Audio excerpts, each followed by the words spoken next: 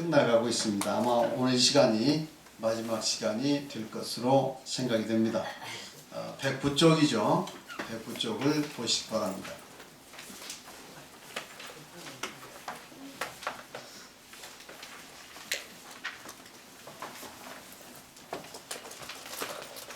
(109쪽)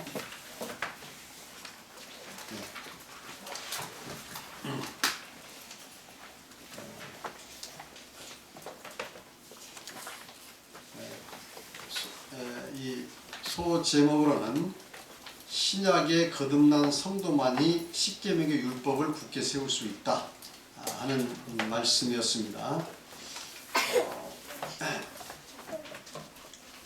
십계명이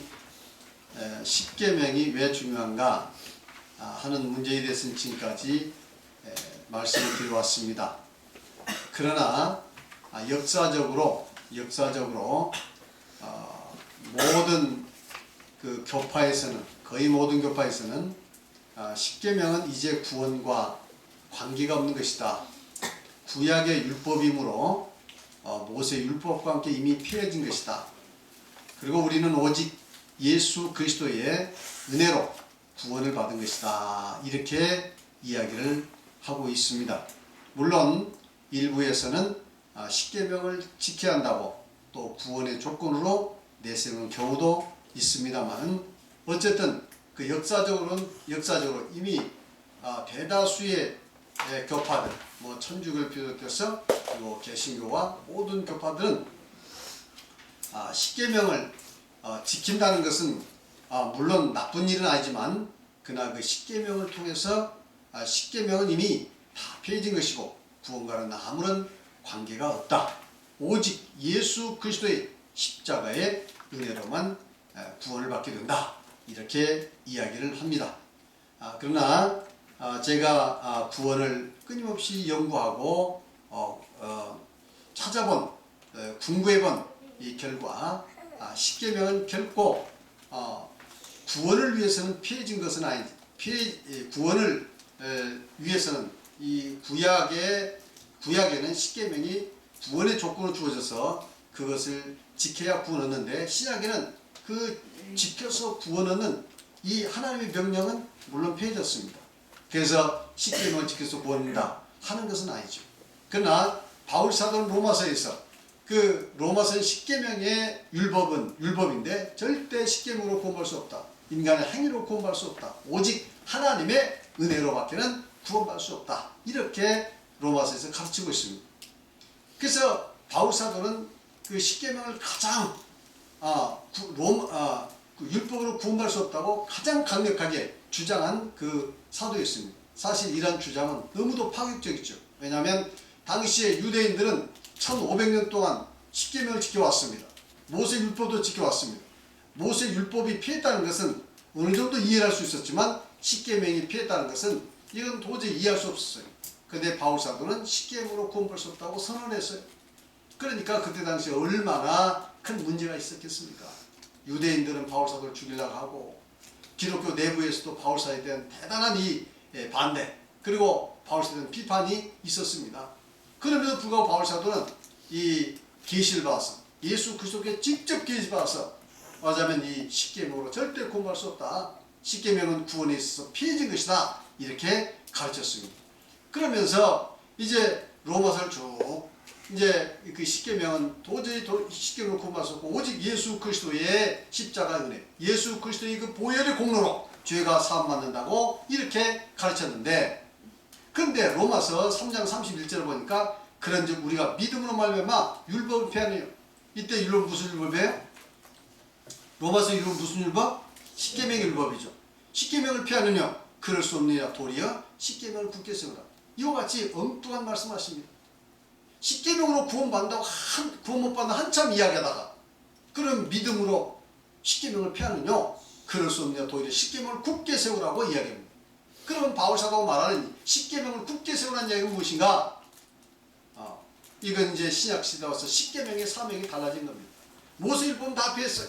그러나 십계명 율법은 달라졌어요. 이제 사명이 달라졌어요. 과거에는 십계명을 지켜야 구원 얻지만, 이제는 신약 시대에 와서는 예수 그리스도 은혜로 죄 삼아서 구원 얻으니까 이제 십계명은 뭐냐? 바로 십계명을 굳게 세우는 이유는 십계명을 통해서 이 십계명을 다 지켜서 구하는 게 아니라 바로 십계명을 통해서 죄를 깨닫고 깨닫는 죄를 예수 그리스도 앞에 나갈 수 있도록 나가서 회개할 수 있도록 이제는 십계명은 바로 그리스도께 인도하는 모각선생이 되는 것이다. 그리스도께로 인도해주는 바로 이 인도자가 되는 것이다 하는 겁니다. 구약시대에는 우리 인간을 지배해서 이걸 지켜야 보는다. 이거 못 지키면 정죄 받는데 이제 신약시대는 바로 정죄의 직분 예수 그리스도 앞에서 다 정죄는 해결되니까 이제는 예수 그리스도 앞에 나아가게 하는 역할을 하는 것이다. 그래서 십계명을 굳게 세우라고 이해하는 것입니다. 이 점을 분명히 우리가 알아야 할 줄 믿습니다. 이것을 이러한 진리를 모르기 때문에 이제는 십계명도 폐했다. 예수 그리스도로 믿기만 하면 된다. 이렇게 이야기합니다.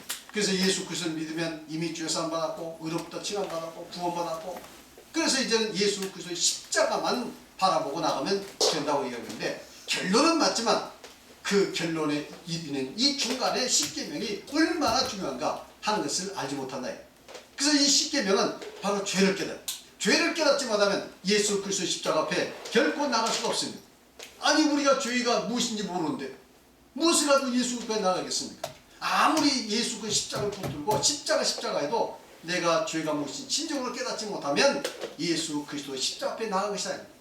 예수 그리스도의 십자가 앞에는 내가 죄인 됨을 알았을 때 무슨 죄를 지었는가를 깨달았을 때 그리 옆에 나올 수 있는데 바로 십계명은 우리에게 하나님과 인간과 인간 사이의 이 사랑의 관계 속에서 이제는 죄가 무엇인지를 확실히 깨닫게 해주는 역할을 하는 것이다. 이렇게 말씀을 드렸습니다.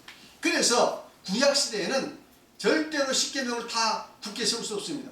지키려고 노력한 건 사실이지만 그러나 그것은 전부 사실은 이 굳게 세울 수 없고 오히려 십계명을 열심히 지킨 것 같지만 굳게 세우지 못하고 오히려 이 십계명을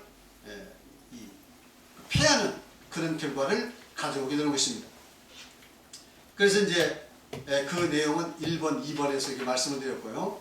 그 다음에 이제 3번에 가서는 그런 이유 때문에 이제 이스라엘 백성들은 철저한 이스라엘 사람들은 특히 철저한 율법주의자들은 오히려 큰 죄만을 죄로 생각하고 우리 마음속에 있는 탐심이라든가 혹은 또 감정 속에 있는 죄라든가 생각 속에 있는 죄들은 죄로 생각지 않았기 때문에 결국은 위선자로 전락할 수밖에 없다. 진정한 회개를 할 수 없는 사람들로 전락하고 말았다. 그러나 이제는 우리 신약시대에 우리 이제 4번 열린가로 4번 신약의 성도들은 예수의 속죄 제사로 죄를 자백하고 회개하면 죄가 용서될 수 있죠. 용서될 수 그렇습니까? 왜냐하면 우리가 성령을 받게 되면 이제 우리가 성령이 되고 우리가 또 뭐가 되죠? 우리 자신이 제사장이 되고 그리고 예수 그 십자가의 제물이 우리 안에 있고 또 우리 안에 지성소 안에 그 속죄소 안에 십계명이 있고 그 십계명이 있는 법궤 그 위가 뭐죠? 그게 속죄소죠. 그래서 이제는 우리의 죄를 직접 하나님 앞에 자백할 수 있는 그런 모든 영적 조건이 다 이루어지는 겁니다. 그래서 만민 제사장, 우리가 제사장이에요. 우리가 성전이에요. 그래서 이제 우리는 걸어다니는 성전, 움직이는 성전. 우리는 어디 있든 간에 성전이 우리 안에 있어서 이제는 우리의 죄를 직접 하나님 앞에 해결할 수 있는 그 자격이 있다 이 말이에요. 무슨 죄라도 아무리 적은 죄라도 다 해결할 수 있어요. 그래서 십계명을 굳게 세우고 깨닫는 죄들을 예수 그리스도 앞에 나와서 정직하게 자백할 수 있게 되는 것입니다. 그래서 이와 같이 신약의 십계명과 속죄 제사의 관계 속에서 이루어지는 죄사함을 아는 성도야말로 십계명을 굳게 세우고 죄의 문제를 확실히 해결할 수가 있는 것이다. 이렇게 말씀드릴 수가 있겠습니다. 자, 그럼 동그라미 1번. 작은 죄들뿐만 아니라 탐심의 죄까지라도 모두 죄를 죄로 인정할 수가 있죠. 내면에 죄악된 감정과 생각과 같은 죄들까지도 죽음에 이르는 큰 죄로 알고 인정할 때 자신이 얼마나 큰 죄인이라는 것을 깨닫게 됩니다. 그러니까 내가 얼마나 큰 죄인이라는 것은 내 속에 내 내면 안에 내 생각과 감정과 의지 속에 얼마나 이 큰 죄의 뿌리가 그 속에 들어있는가 하는 것을 바라보는 거예요. 그래서 그것을 십계명을 통해서 제대로 바라봤을 때, 야, 내가 정말 큰 죄인이구나 하는 것을 깨달을 수 있습니다. 내가 큰 죄인이라고 깨달을수록 더욱더 하나님의 은혜가 넘치게 되고 하나님께 가까이 나갈 수가 있습니다. 바울사도 이야기를 율법이 가입한 것은 범죄를 더하려 함이라 죄가 더한 곳에 은혜가 더욱 넘쳤나니 이렇게 이야기해요. 그러니까 율법, 십계명 율법, 로마서에 보면 십계명이니까 십계명이 우리에게 가입한 것은 범죄를 더하려 함이라 죄를 더 많게 더 깨닫게 하랍니다. 죄를 더 많이 깨닫는 것에 더욱 은혜가 넘쳤다. 그래서 바울사도는 오라나는 공간 사람이라 이 사망의 몸에서 누가 나를 구해라 하고 고민하고 괴로워하고 탄식하면서 이제는 그와 같이 깊은 절망 가운데서 바로 예수 그리스도 안에 있는 그런 해방의 그 죄사함의 놀라운 축복을 체험해왔습니까? 그리고 바울사도는 내가 주인 중에 교수다 이렇게 고백하고요. 자, 이것은 자기가 얼마나 큰 죄를 졌어야 아니라 얼마나 자기 안에 있는 큰 내면에 얼마나 큰 죄가 있는가를 율법을 통해서 절실히 깨달았을 때 나오는 그러한 자기 죄인 되는 고백, 그 죄인 되는 고백이 있기에 자기의 죄사함의 영광스러운 축복을 감격을 맛볼 수가 있는 것이다 하는 것입니다. 그래서 이러한 율법을 통해 죄인됨에 대한 절실한 깨달음이 있을 때 하나님 앞과 사람 앞에서 겸손할 수 있게 되고 남의 죄를 함부로 정죄하지 않게 됩니다. 그리고 성결에 살기 위해 더욱 노력하게 됩니다. 이러한 작은 죄를 큰 죄로 깨닫고 인정하는 것과 그러한 죄까지라도 짓지 않으려는 노력이 습관화되고 인격화 됐을 때에 성화된 삶을 누릴 수가 있습니다. 그러니까 이 말은 이제는 십계명 통해서 얼마나 큰 죄인가를 깨닫고 예수 그리스도 앞에 나와서 이와 같이 내 생각 속에 감정 속에 있는 적은 죄까지라도 우리가 그것을 깨닫고 고백할 수 있을 때, 그리고 이제는 회개하면서 그 죄를 짓지 않을 그 죄를 다시 반복하자는 그러한 이 노력이 반복되고 습관화될 때 우리가 더욱 성결한 삶을 살 수가 있는 것이다. 더욱 성화된 삶을 살 수가 있는 것이다. 하나님의 그 거룩함에 닮아가는 삶을 살 수가 있다. 이렇게 말씀드릴 수 있겠습니다. 그 다음에 두 번째, 십계명의 모든 계명을 철저히 굳게 세우고 지킬 수 있으며 선한 양심을 유지하면서도 양심의 가책과 고통에서 해방될 수 있습니다. 작은 죄까지도 자백과 회개로서 용서될 수 있기 때문에 십계명의 모든 부분을 굳게 세우고 지킬 수가 있는 것입니다. 그러니까 무슨 뜻이냐면 이제 우리가 예를 들어서 양심이 민감해질수록 죄에 대한 가책과 또 고통이 커집니까 안 커집니까? 당연하죠. 예수 믿기 전에는 뭐 웬만큼 큰 죄를 져도 전혀 까딱하지 않았습니다. 뭐 겨울에도 서울역에서 큰 짐을 다는 짐을 다는 그런 저울도 있고 아주 천칭처럼 그렇죠? 미세한 무게도 달 수 있는 저울이 있어요. 큰 저울은 웬만큼 거기에 무거운 거 올려놔봐야 별로 움직이지 않습니다. 근데 이 천칭 같은 그 저울은 아주 조그만한 이 물건만 올려놔도 그냥 민감하게 반하지 않습니까? 이 어떤 사람은 양심이 무디어가지고 웬만한 죄에도 끄떡하지 않는 사람이 있어요. 내가 무슨 죄를 졌어? 나는 죄는 아니야. 그 정도 무슨 죄라고. 괜찮아. 아무렇지도 않습니다. 완전히 양심이 무디해지고 양심이 왜곡되고 양심이 타락한 거죠. 전혀 양심에 가책이 없습니다. 근데 어떤 사람은 작은 잘못도 굉장히 양심이 민감해서 고통을 당합니다. 그래서 이러고 이같이 사람 중에는 그런 그 양심의 그 민감도가 다르다 이거죠. 양심. 예수 믿기 전에는 우리가 죄가 죄인지 잘 몰랐어요. 뭐가 죄인지도 몰랐어요. 하나님을 안 믿는 것이 죄인지도 몰랐고 안식일을 안 지키는 것이 죄인지도 몰랐고 그저 내가 눈에 보인 대로 세상 사람들이 살아가는 그런 가치관에 따라서 살았다 이거죠. 그리고 내가 얼마나 큰 죄인가 잘 모르고 살았어요. 그래 이제 교회에 나와서 하나님 말씀 듣고 보니까 정말 이제 적은 죄도 크게 느껴지게 돼요. 내가 몰랐던 죄까지도 죄라고 생각이 돼서 자꾸 이제 양심에 가책이 옵니다. 그러니까 이제 예수를 잘 믿어보려면 그만큼 양심의 고통이 크죠. 또 뭔가 불편한 양심이. 그러니까 이제 그 예수를 처음에는 교회 나와서 이 말씀 저 말씀 들으면 참 좋단 말이죠. 도덕적으로도.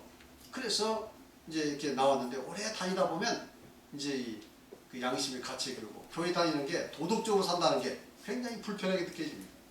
왜냐하면 나는 그만큼 살지 못하는데 교회에서는 높은 그런 도덕적 표준을 요구하고 그러니까 이제 양심의 가치가 되죠. 이 교회 오는 일이 굉장히 불편해지는 경우가 있습니다. 물론 그런 생각 없지. 그냥 교회에서 하는 말은 설교는 그렇고 생활은 내 마음대로 하겠다. 이렇게 생각해서 그냥 그 종교적 생활로 종교 생활로 믿는 사람들이야 무슨 관계 있겠어요. 그러나 이제 조금 더 잘 믿어보겠다는 그런 이 결심을 하고 다니는 사람들 중에는 그런 양심의 가책 때문에 상당히 교회 다니는 것이 불편하고 힘들고 어쩌면 도덕적 무거운 짐을 지고 신앙생활을 해야 하는 그런 경우가 있을 수 있다 이 말이죠.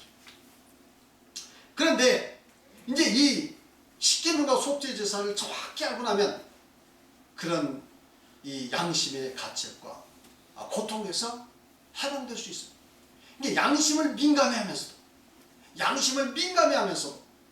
또 양심을 깨끗하게 하면서도 그리고 양심의 평안을 누릴 수 있는 길이 있다.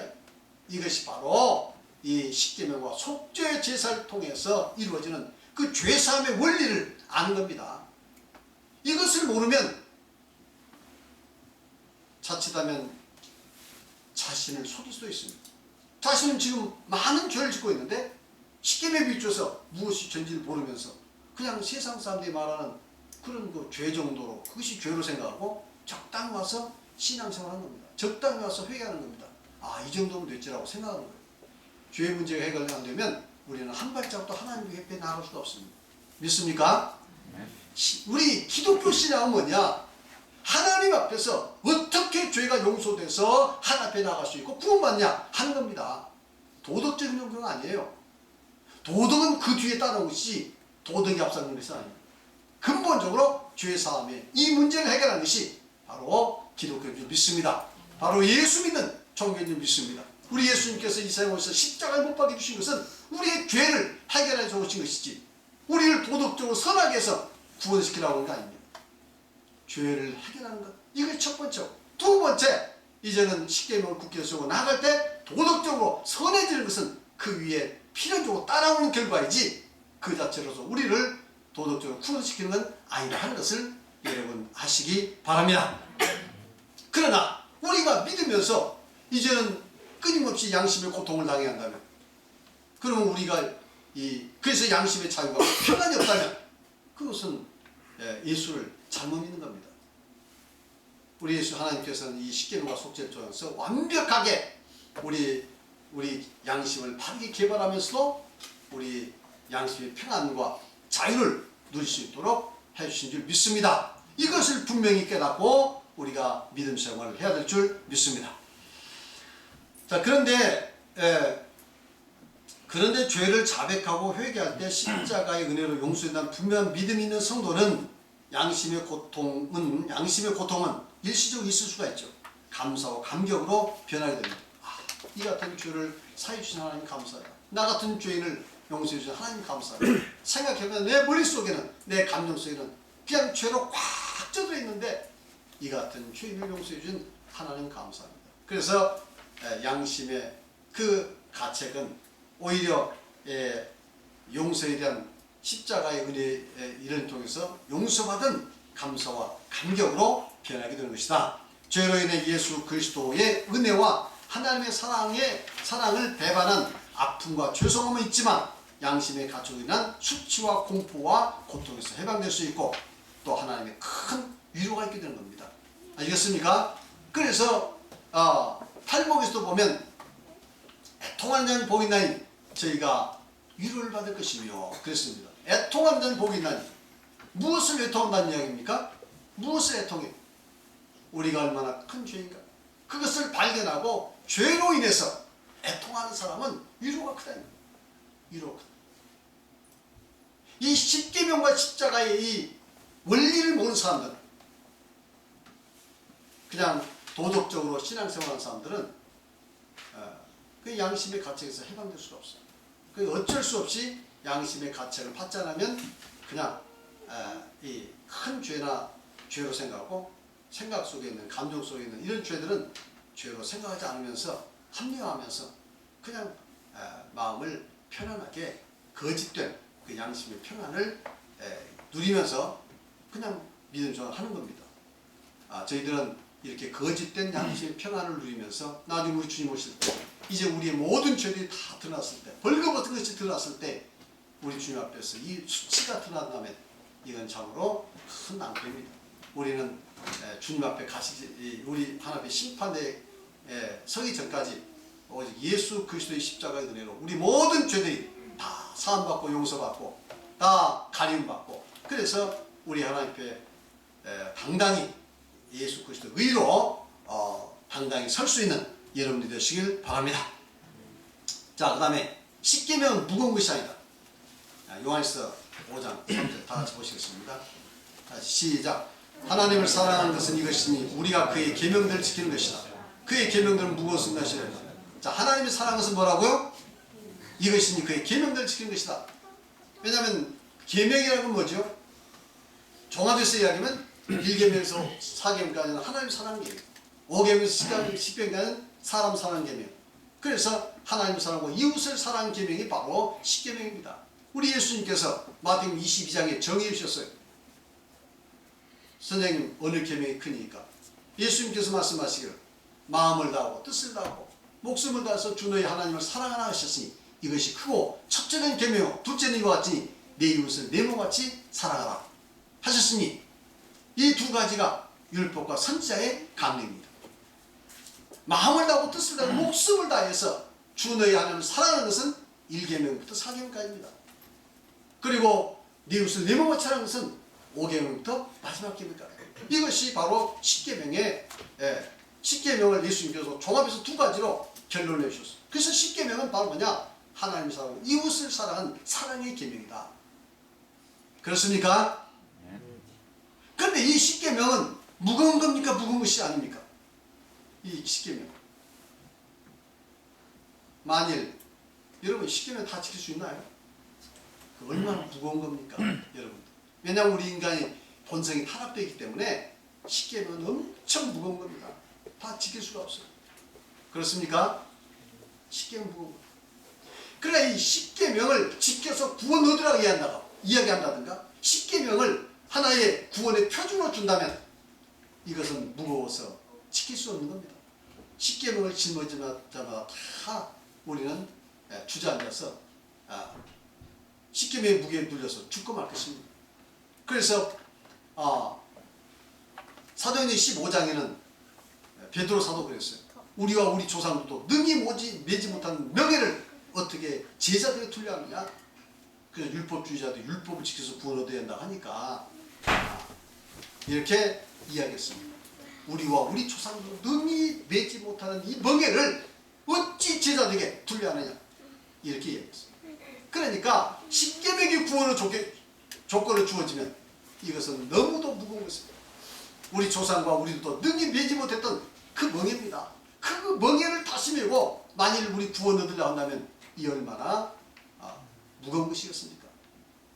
그런데 이제 10계명과 속죄제사 이 관계를 통해서 죄 사함을 아는 우리 성도에게는 10계명은 결코 무거운 것이 아니라는 겁니다.